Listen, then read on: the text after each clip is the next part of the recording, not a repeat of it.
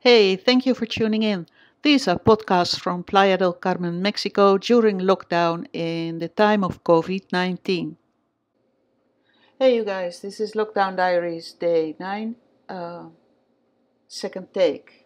I just ran it on for 12 minutes and then a QuickTime player that I used to make this voice recording. Um, I had to do a forced quit. So let's see if I remember everything I talked about in the previous recording. Um, it's not going to be a long recording because I don't feel in the mood to talk a lot today. It's not a good day today. These little things about the whole lockdown, they just keep adding up, and then someday you wake up and, well, let's talk about myself. Some days I wake up, I'm extremely short-tempered, I'm grumpy, and I find myself crying over nothing. Like,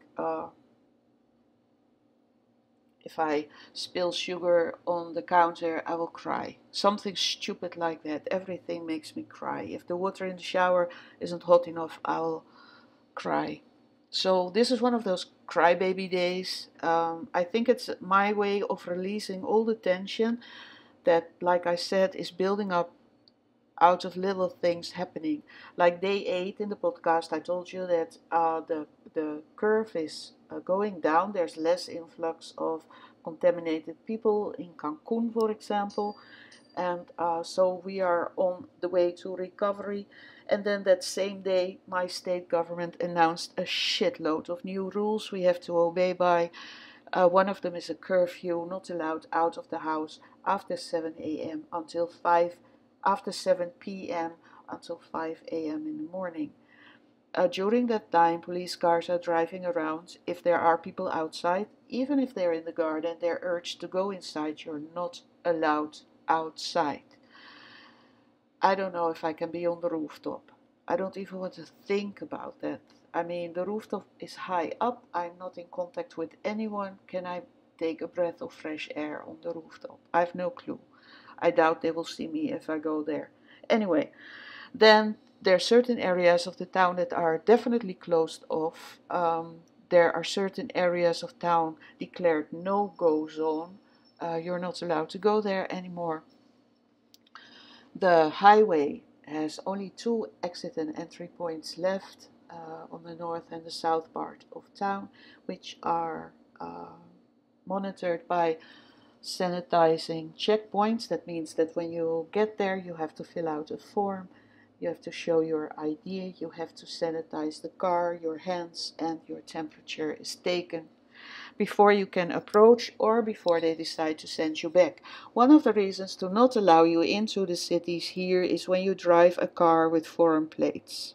Only national plates can drive around.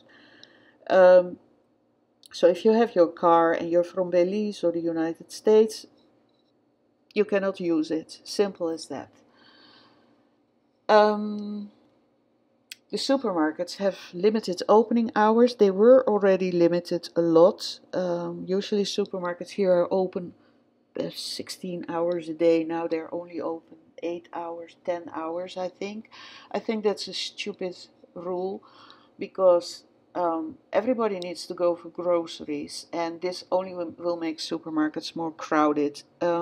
Yesterday I was in Chedraui in Plaza Americas, and it was busy in the supermarket. Simple as that. If you uh, cut back in opening hours, you still have to serve a certain amount of people. Those people will all be in that supermarket in that limited time. It only makes us more vulnerable. I don't understand this rule. Really, I don't. Public transport is cut back with 50%. Uh, like I said, certain areas of town are off limits.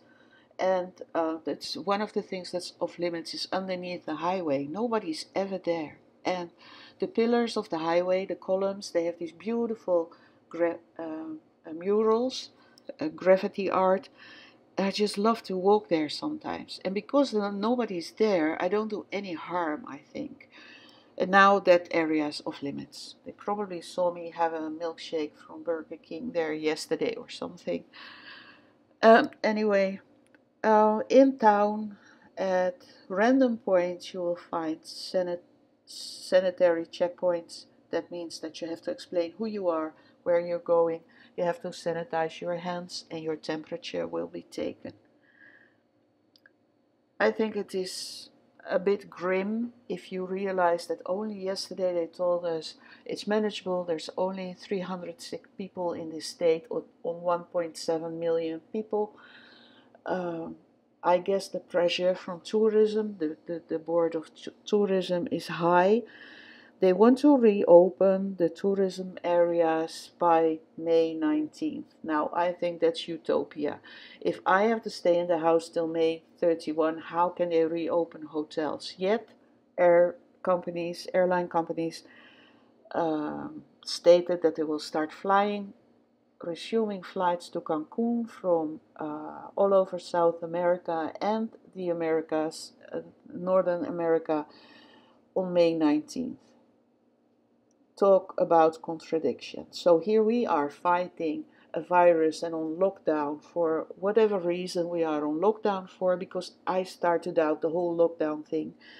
And then because then you fly in people from the United States, of all places, where they still have no control, no idea of how many people are sick. I guess it's about time that this world is starting to accept that you cannot save everybody and that death is part of life. And sometimes more people die than other times. And yes, that's a very, very shitty thing of me to say. I do realize that. I'm fully aware of the totality of the thought I have on this subject. But we cannot save everyone. And we can build emergency hospitals and gear up IC units. Until we reach the moon, people are going to die, period. And that's part of life. And yes, we can blame the Chinese, we can blame the way they eat, and we can blame laboratory experiments. We can do all that, but the fact is the virus is here. It's a deadly virus, just like the flu, just like HIV, just like cancer is a deadly disease. And we can try to contain it and we can try to make it livable, but we should not go all crazy about it. Like, for example, they do in Europe with a 1.5 meter society. Man, that's never going to stick. People will never, maybe it will work for 1 or 2 days and then maybe 1 or 2 weeks, and then you have the brave ones that will be going ranting on about it for another few months, and after that life goes back to normal. Let's not fool one another with that will work. It will not work. The first airline companies already announced that 1.5 meter distance in a plane is not doable and that you have to wear a face mask and probably sign a waiver and hand over a health certificate or something like that. But it's not going to last. And then there are countries that will do 1.5 meter society and countries that don't. I think this world needs to go back to basic and realize what this virus is really about. Healthy lifestyle. Look at the people that get sick.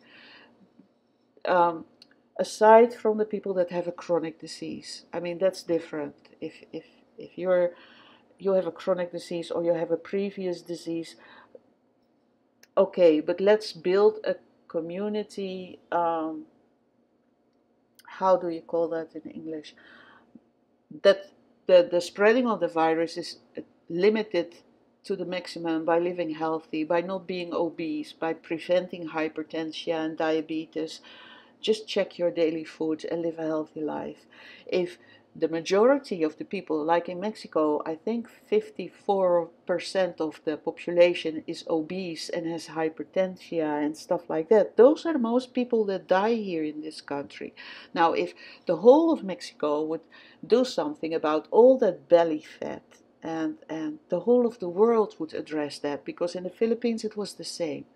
Obese people were the street view, and the slim people stood out in the crowds. So if the whole world would focus on eating less junk food and live more healthy lifestyle, then the virus would have less feeding grounds to flourish. And then we by doing that, we can protect the people that are sick with other diseases that make them very vulnerable to this virus. And that's my message for today. And yes, I know some people will say, whoa, JC, you have a few pounds left and right. Yeah, I'm working on that because I'm fucking well aware that I'm at risk. And if this virus is not going away, in a few months I will be 60, I will be in a risk group. I'm working on that because I want to stay safe, I want to stay healthy. I hope you guys stay safe and healthy as well. Thank you for joining me today. I hope I've given you a little update about Mexico and my own sanity, not so sane anymore, and thinking about your health. What can you do to prevent this virus from being an active part in our society today?